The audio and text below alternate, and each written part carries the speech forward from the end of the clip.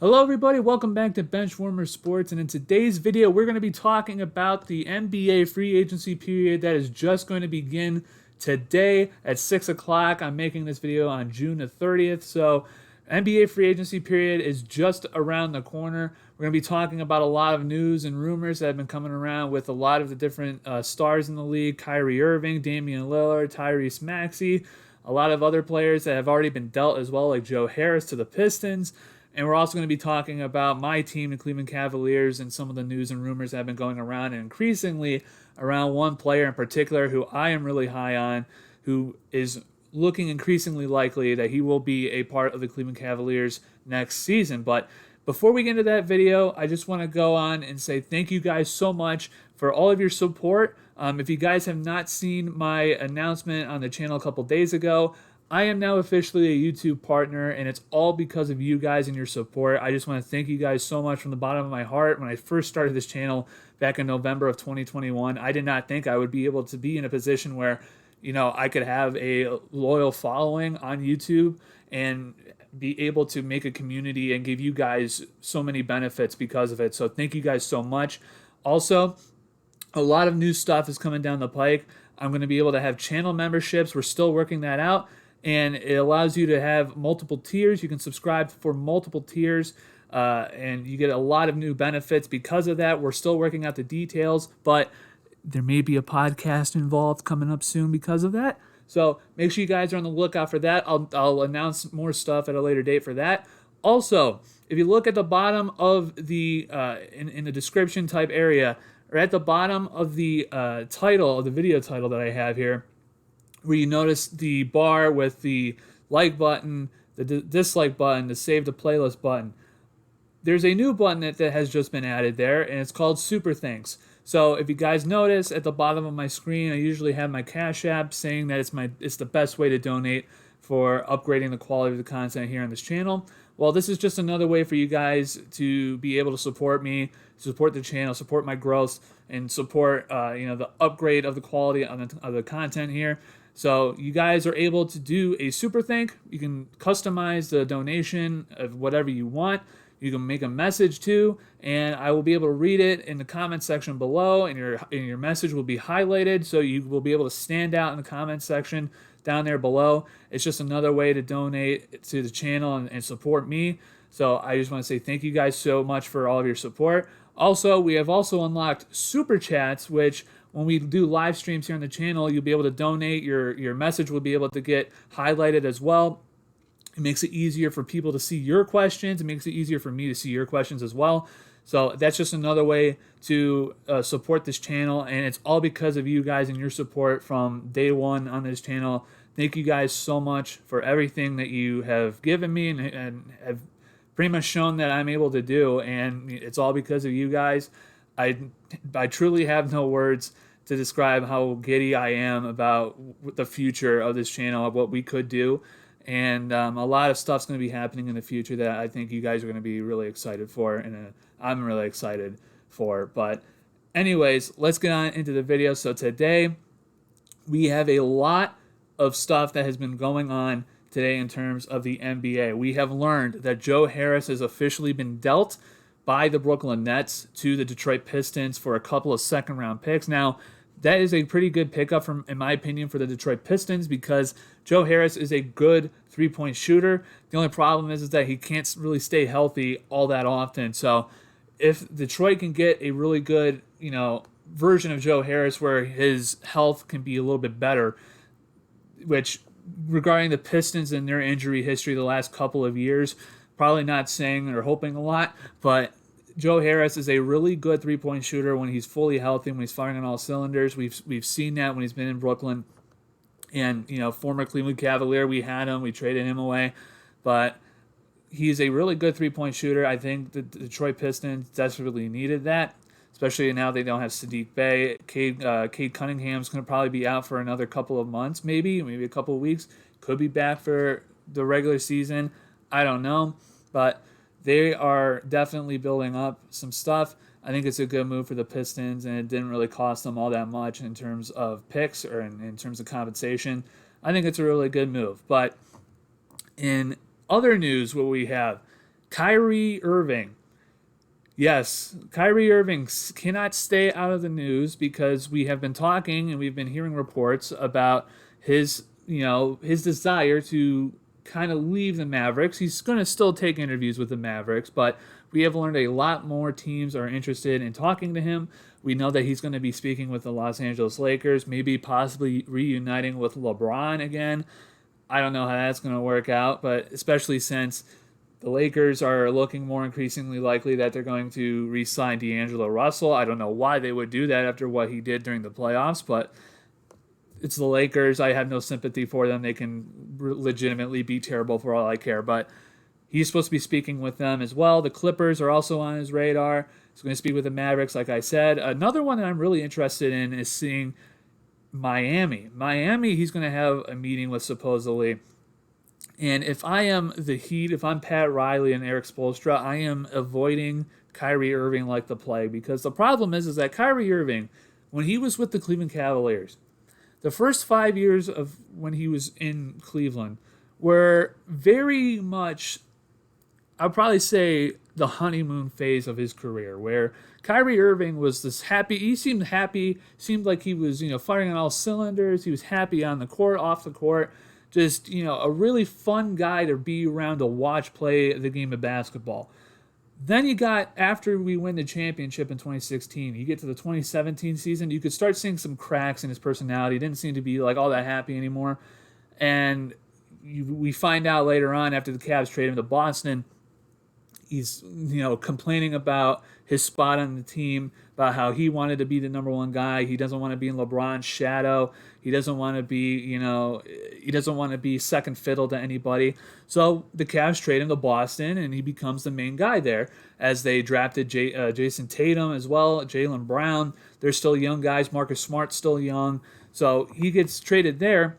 Well, then you get the locker room cancer, and he gets injured in 2018, 2019, and the Celtics go to the Eastern Conference Finals and are a game away from going to the NBA Finals. But LeBron just absolutely had one of his best postseasons of all time in 2018.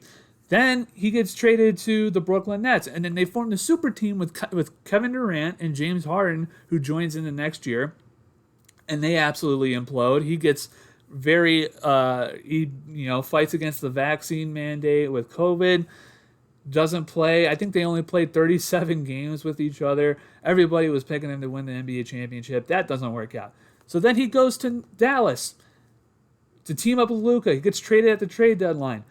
Dallas is in fourth place in the West when he gets traded to the Dallas Mavericks with 2 months left in the season. After all said and done at the season's end, they fall out of the playoff spot and out of the play-in tournament, and they miss the playoffs entirely. Then you get the comments about Mark Cuban and about everything going on in Dallas, and then he's trash-talking Brooklyn. Kyrie Irving is a great basketball player. He's a tremendous basketball player. I have been fortunate enough to see him in person multiple times when he was in Cleveland and when he was an opponent of the Cavaliers. He is a tremendous basketball player to watch. But my God, the guy is a cancer in the locker room, and he's a cancer for an organization. But the problem is that on the court, he is one of the best players in the league. And the downside is that he's only got a shelf life of maybe 14 months at most. At most. He cannot stay long-term with any team anymore. And now we got the report from, I believe, Chris Haynes. I want to be really clear. I think it's Chris Haynes, where supposedly Kyrie says he wants to find his forever team, which good luck with that after the way he's been acting the last couple of years. But he wants to find his forever team, and he does not want to be taken advantage of, according to his words. So who knows? Kyrie, I don't know where he would go. I think, Houston would have the most amount of money probably to give him, would be able to give him the number one role that he's been coveting for a long time. He doesn't have to play second fiddle to anybody on Houston. Doesn't have to play second fiddle to anybody, in Houston. He's probably going to have to play second fiddle most likely everywhere else he's been thinking about going, especially Phoenix, where he's been saying that he might interview over there. I don't see why the Phoenix Suns would do that, but they've been shelling out cash like it's been nobody's business the last couple of months. So I don't know. I just don't see why he would go to Phoenix. I don't see why Phoenix would want him, especially when you have KD and Devin Booker and DeAndre Ayton and Bradley Beal. You could maybe add Kyrie as the point guard, but I just don't see why you would do that, especially after what he's been doing to teams the last five years. So that's been another thing. But if I'm Kyrie Irving, I mean, Clippers may be a good idea because Russell Westbrook's probably going to be the backup there. You would have Paul George, Kawhi Leonard, and maybe James Harden if he gets traded to there. So I mean, that would be a pretty interesting lineup where you have Kyrie at the point, James Harden at the shooting guard, Kawhi as the small forward, and Paul George as your power forward. It could be interesting. We have to wait and see. But that's what's going on with Kyrie Irving. Then another guy who I am a huge fan of and I think deserves to have a ring, Damian Lillard. There's been a lot of talks about what's been going to go on with Damian Lillard. He wanted to have some veterans join the Portland Trail Blazers, and unfortunately, the front office of Portland did not really listen to him, and instead they kept their draft pick and drafted Scoot Henderson with the third overall pick. Now, Scoot Henderson may be ending up, as a good player overall, but Damian Lillard wanted, he didn't want to play with the young guys anymore. He wanted to actually have more veterans around him to compete for a playoff spot, hopefully go a little bit longer in the playoffs. Unfortunately, I think Portland's in a rebuild mode. Damian Lillard has said multiple times he does not want to leave Portland. I understand why he doesn't want to leave. I understand he doesn't want to be the one guy that, keeps going around from team to team. But in my opinion, I think, and it's the same opinion of everybody else that has been talking about, the NBA and has been paying attention to the NBA, Dame's time is starting to run out. It's starting to run out, especially as a high commodity player. I still think he's one of the better guards in the league. I don't think he's top 5. I just don't see that. I think he's fringe top 5, but I don't think he is top 5. But his time is running out, especially if you're the Portland Trail Blazers, and if you want to trade him, you're going to want to trade him quickly because you don't really want a return of what the Washington Wizards got with Bradley Beal, right? You don't want that low of a return for what you get from the Phoenix Suns, right? Well, now we just get a report earlier today that now Philadelphia is not going to extend Tyrese Maxiell, and I believe Brian Windhorst has reported that Tyrese Maxiell could be actually in a trade with the Portland Trail Blazers for Damian Lillard. So if you're going to switch out Tyrese Maxiell for Damian Lillard and you're going to trade away James Harden, so you're going to have maybe Dame Lillard and Joel Embiid team up here in Philly, which would be very interesting to me. I think Damian Lillard deserves to go to a winning basketball team. I think he deserves to have a shot to compete for an NBA title. I know he's been to the Western Conference Finals before, but his team got swept, or at least I think it was a gentleman's sweep. It could have been one or the other, but they went up against the Golden State Warriors and they just lost. But he deserves to have a shot. This would be very interesting to me if Philadelphia makes this move because Tyrese Maxiell is one of the better up-and-coming guards in the league. He's a really good defender, can shoot pretty well as well. I kind of don't really see why the Philadelphia Sixers would do this, but you also have to mention that Joel Embiid's 30 years old already, and he's not going to get any younger, so they're in a win-now mode. I can kind of understand trying to, go after, Damian Lillard, see if that can work for a couple of years. I don't know if I would give up Tyrese Maxiell for him, though. That's my only thing, but it's nothing confirmed. It's just still rumors right now. But that's something to definitely keep your eye on.